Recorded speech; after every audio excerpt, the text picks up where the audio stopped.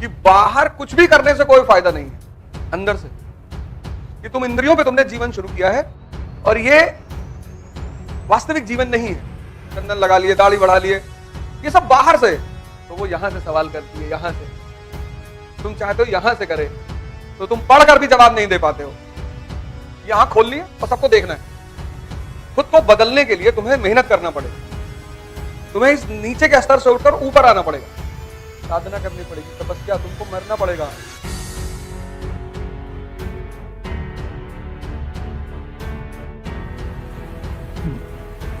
जय हिंद फ्रेंड्स।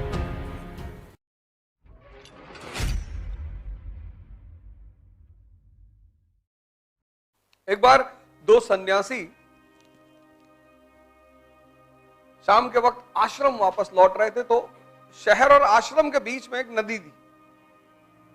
कहानी को ध्यान से सुनना, कहानियां बहुत इंपॉर्टेंट होती। तो जब दोनों नदी में पहुंचे तो वहां एक स्त्री बैठी हुई थी। नदी की धारा तेज थी, तो उस स्त्री ने उन दोनों सन्यासियों से कहा कि हमको भी नदी पार करा दीजिए। तो उसमें एक बुजुर्ग सन्यासी था, एक जवान था। तो बुजुर्ग सन्यासी ने सोचा तो मदद कर दूं, फिर कहा नहीं, मैं स्त्री को छू लूं तो कहीं मेरा ब्रह्मचर्य ना भंग हो जाए।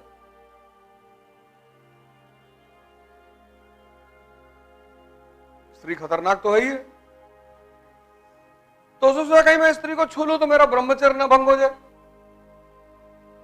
तो उसने कहा नहीं नहीं यार, 30 साल से साधना कर रहे हैं, ये बवाल नहीं करना है।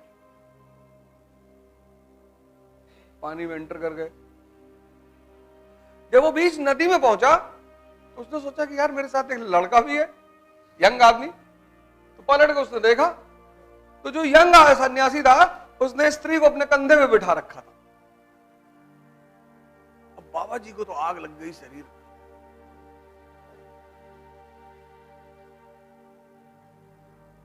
उसने स्त्री को वहीं उतार दिया नदी के किनारे। दोनों फिर आश्रम की तरफ बढ़े। तो जब आश्रम के दरवाजे में पहुंचे तो उस बुजुर्ग सन्यासी ने उस यंग सन्यासी से कहा कि गुरुजी से शिकायत करूंगा, आज तुमको निकलवा दूंगा आश्रम से। उसने कहा क्यों? कहा तुमने एक लड़की को अपने कंधे बिठाया है। अरे उसने कहा गुरुजी मैं तो नदी के किनारे उतार आया, आप तो अभी भी बैठाए हो।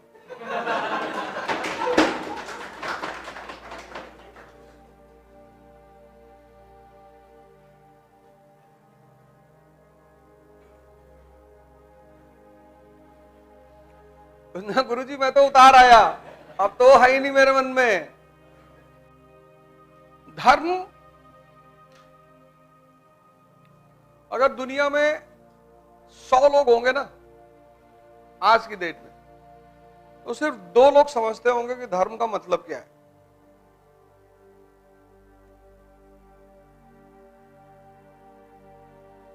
बस सिर्फ 2 लोग। इसीलिए जब कोई वास्तविक धर्म की बात करता है तो बाकी लोग उससे बहुत नाराज हो जाते हैं। तुम देखो जितने संत हुए, महापुरुष हुए, इनको बहुत लोगों ने मारा। अरे तुम हजरत मोहम्मद को देखो, ताइफ में कोई आदमी तुम्हारे मोहल्ले में आया है, तुम बस सोच के देखो, कोई आदमी तुम्हारे मोहल्ले में आया है और कह रहा भैया शांति से रहो, भाईचारे से रहो, उसको मारोगे? मत सुनो उसकी बात। लेकिन लोगों ने मारा। इस पे ध्यान दो। जीसस क्राइस्ट ने कहा कि मैं भगवान का बेटा हूं।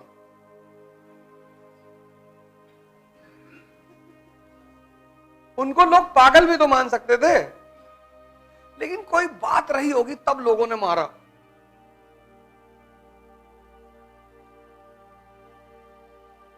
अगर लोग मार रहे इस, तुम बस इमेजिन करो तुम्हारे मोहल्ले में कोई आया, उसने कहा भैया मोहल्ले के लोग प्रेम से रहो, आपस में भाईचारा करके रहो, एक दूसरे का ख्याल रखो।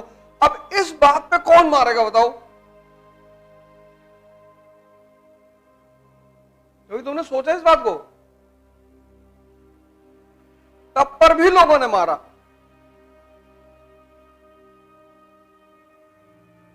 भाई कोई तुम्हारे मोहल्ले में आके ये कहे कि दूसरे की संपत्ति लूट लो, दूसरों की बहन बेटी के साथ बदतमीजी करो, तब तुम उसे मार रहे हो तो बात समझ में आ रहा है। जो तुम्हें अच्छी बात सिखा रहा है,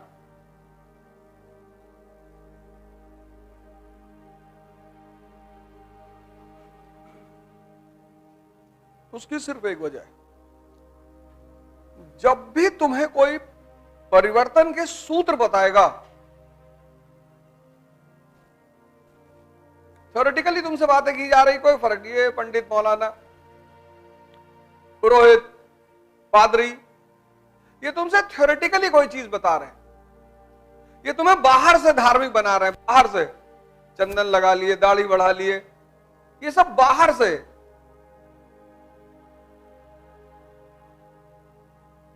लेकिन कुछ लोग जब आते हैं ना, तो वो तुम्हें अंदर से बदलने की कोशिश करते हैं। भाई बहुत लोगों ने सिद्धार्थ की तरह अपना घर छोड़ा, लेकिन सब बुद्ध थोड़ी बने। क्यों? सब बुद्ध क्यों नहीं बने? अंदर से चेंज नहीं आया। यही बात मैं बार बार तुमसे कहता हूं कि बाहर कुछ भी करने से कोई फायदा नहीं है। तुम चाहते हो कि तुमसे क्वेश्चन पूछा जाए कि मीर कासिम ने राजा बनकर कई बड़े बड़े सुधार किए, समझाओ। यह क्वेश्चन कहां किया जाएगा? स्कूल में। यह एनसीईआरटी का सवाल है, स्कूल का सवाल। जो पढ़ा वो जाने, हां जान गए। कॉलेज में क्या कहते हैं कि जो पढ़ा उससे सीखे। स्कूल का क्या एजुकेशन है? स्कूल का एजुकेशन है कि पढ़ो और जानो। कॉलेज की एजुकेशन कहती है कि पढ़ो और सीखो। और ये है यूपीएससी।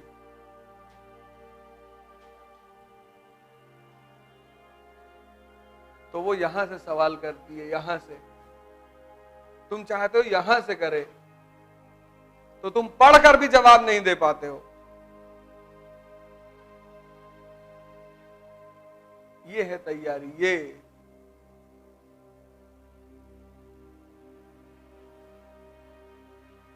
ये अनुभव की बात है। तो पढ़ा तो तुम्हें कोई भी दे, सिखाना बड़ी बात है। पढ़ तो तुम कहीं भी लो, एक से एक टीचर, और इतना पढ़ा देंगे कि तुम पाषाण युग में चले आओगे। टीचरों की कमी है।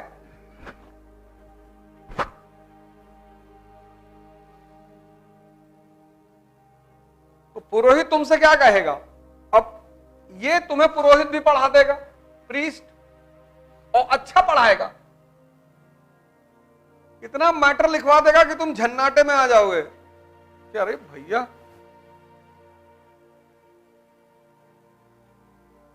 लेकिन ये क्या करेगा? ये तुम्हें वेद वोद की बात नहीं करेगा। कबीर, ये एक फील्ड कबीरों का है, जिनको समझ में आया है।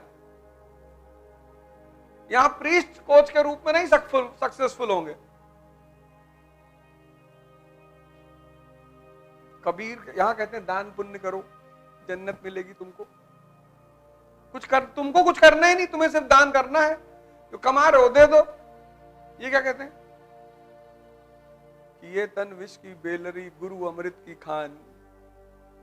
साधना करनी पड़ेगी, तपस्या, तुमको मरना पड़ेगा। यही तो मैं तुमसे कहता हूं, तुमको चेंज होना पड़ेगा। तुमको, टीचर को तो पता ही है। ये क्या कहते हैं कि तुम चेंज मत हो।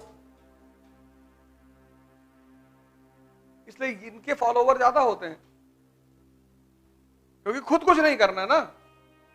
इसलिए बाहर से कुछ छोड़ना उपलब्धि नहीं है, अंदर से। ये आज जो हिंदू हैं, ये बाहर से हिंदू हैं ज्यादातर। उनकी औकात है विष पी ले।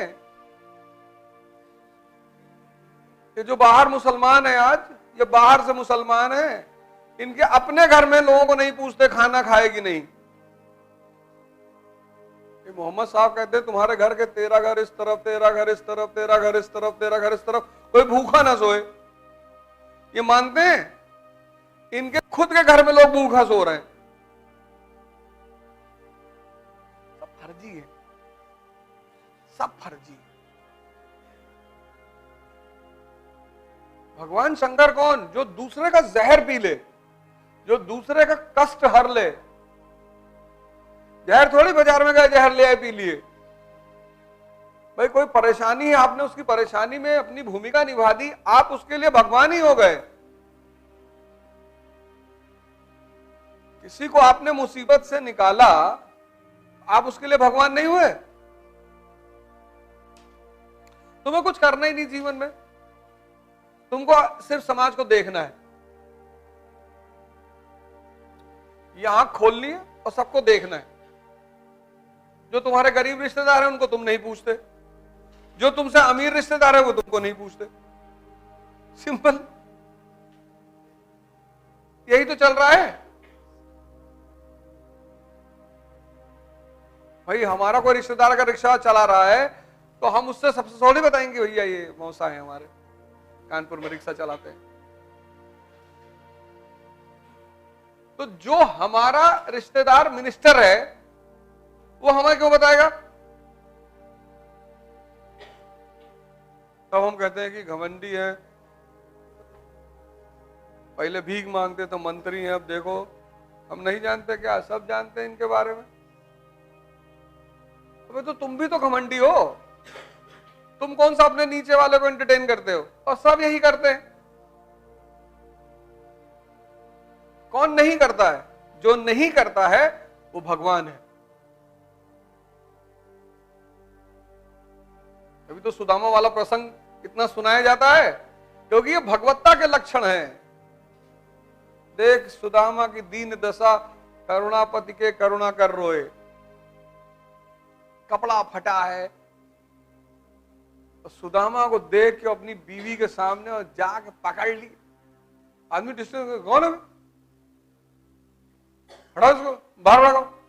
तुम जिससे अपना संबंध जोड़ते हो वो तुम्हारा स्टेटस बताता है।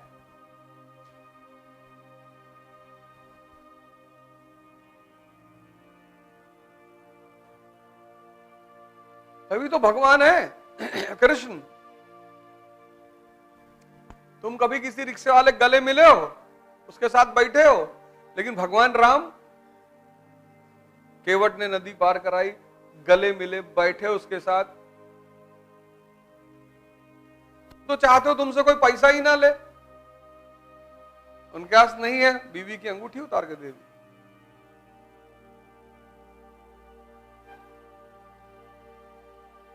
उनके पास नहीं है, बीवी की अंगूठी उतार के दे लो। तुम भगवान हो जाओगे। जिसके अंदर भगवत्ता के लक्षण हैं,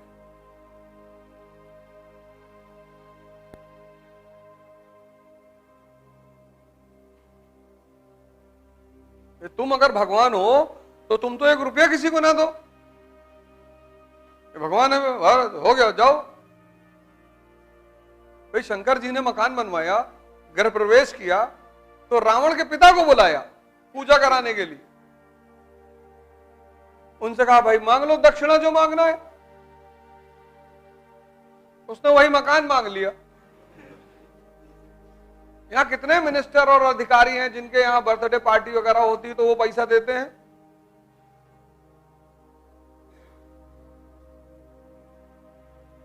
ऐसे तुम भी कल सत्ता में आ जाओगे तो नहीं तो आज नहीं हो तो आदर्श की बात करते हो। हम ये करेंगे, हम पैसा नहीं लेंगे, वैसे तुम सबसे ज्यादा लोगे। और 2-2 रुपया मांग लोगे, कहोगे अच्छा पैसा नहीं, गुटखा ले आओ 4।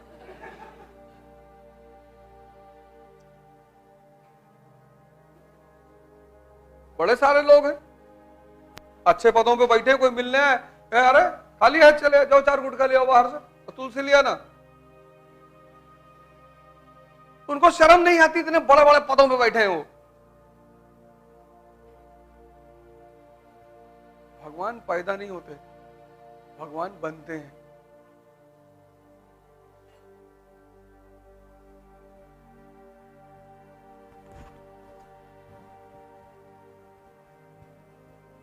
भगवान शंकर को।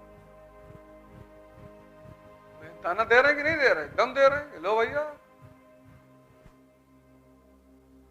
इसीलिए इलाहाबाद, कानपुर, बनारस सारी कोचिंगें टूट गई, सब दिल्ली पहुंच गए। दिल्ली पहुंचने से फायदा यह हुआ कि दिल्ली में आके कोई तुमसे डिस्काउंट नहीं मांगेगा। किडनी बेच के आएगा लेकिन वो आपको पैसा देगा पूरा। सुनते ही नहीं वहां लोग, सुनते ही नहीं।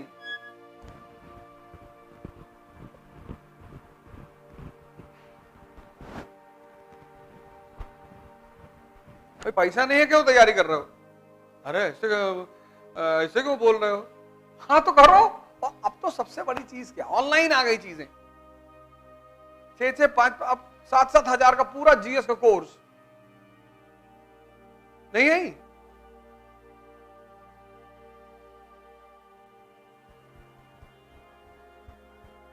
लेकिन पढ़ना नहीं है, यही तो राज है इस खेल का। प्रिपरेशन मतलब अपने सोचने की क्षमता का विकास करना। इसीलिए मैं तुमसे कहता हूं दिमाग पर ध्यान दो। और 5 साल बाद जिस तरह से 1970 में ड्रामा देखने का एक ही रास्ता था, पिक्चर हॉल। 1970 में,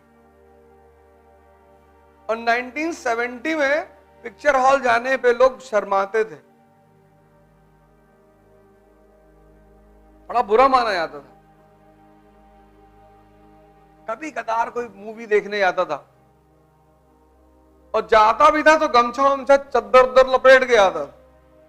घर वाले तो बहुत मारते थे अगर मूवी देखते पकड़ ले तो। 1990 में ये ड्रामा घर घर पहुंच गया, टीवी। 1970 से 90 तक संडे को एक फिल्म आती थी बस दूरदर्शन पे, और ऐसी फिल्म आती थी कोई देखता ही नहीं था। घड़े का चोर, पता नहीं किस जमाने में बनी है, क्या कहानी है, कोई देखता ही नहीं था। 2000 में ये ड्रामा हर जेब में पहुंच गया।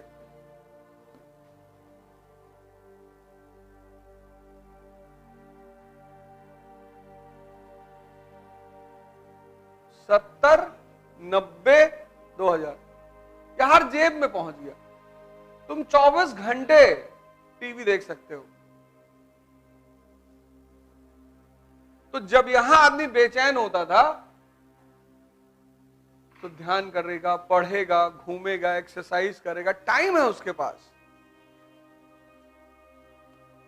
और ऑप्शन ही नहीं है। यहां वो हल्का सा परेशान होगा, यूट्यूब खोल लेगा।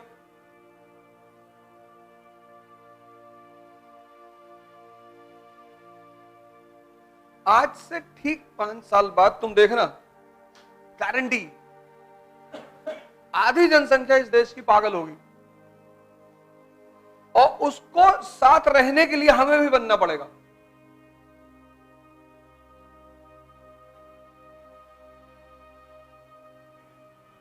पागलों के साथ तुम बिना पागल हुए नहीं रह सकते। अगर कोई सामने ऐसे से नाच रहा हो, तुम नहीं नाच रहे हो, तो उनको डिस्टरबेंस हो जाती है, ये पागल है, और फिर वो तुम्हें बहुत मारेंगे। इसीलिए सोचने की क्षमता खत्म होती जा रही है, मनन करने की क्षमता, गलत सही देखने की क्षमता खत्म होती जा रही है। मतलब मन की जो शक्ति है ना, वो खत्म होता जा रहा है। तो धर्म जो है वो व्यक्ति को परिवर्तन करने की बात करता है। ये धर्म का फंडामेंटल फॉर्मूला है कि तुम इंद्रियों पे तुमने जीवन शुरू किया है, और ये वास्तविक जीवन नहीं है, तो तुम्हें साधना करनी पड़ेगी। हर धर्म यही कहता, हर धर्म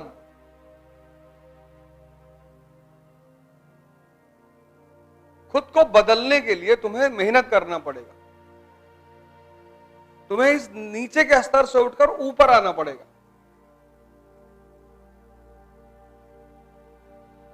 ऐसा कोई धर्म ही नहीं जो ये ना कहता हो। अब ये बात जिसको समझ में आ गई वो महान हो गया, उससे मतलब ही नहीं, उसके मन में किसी के लिए द्वेष ही नहीं, क्योंकि जब सब एक ही बात कह रहे हैं, धर्म में अंतर कहां है? कल्चर को लेकर।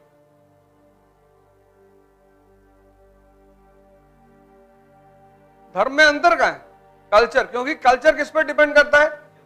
और हिंदुस्तान जैसे देश में जहां यूनिटी इन डाइवर्सिटी है, कश्मीर, तमिलनाडु, अलग अलग ज्योग्राफिकल कंडीशन है, ज्योग्राफी, गुजरात, नॉर्थ ईस्ट, अलग अलग ज्योग्राफिकल कंडीशन है, तो जिस देश में डाइवर्सिटी है वहां तो धर्मनिरपेक्ष होना ही पड़ेगा।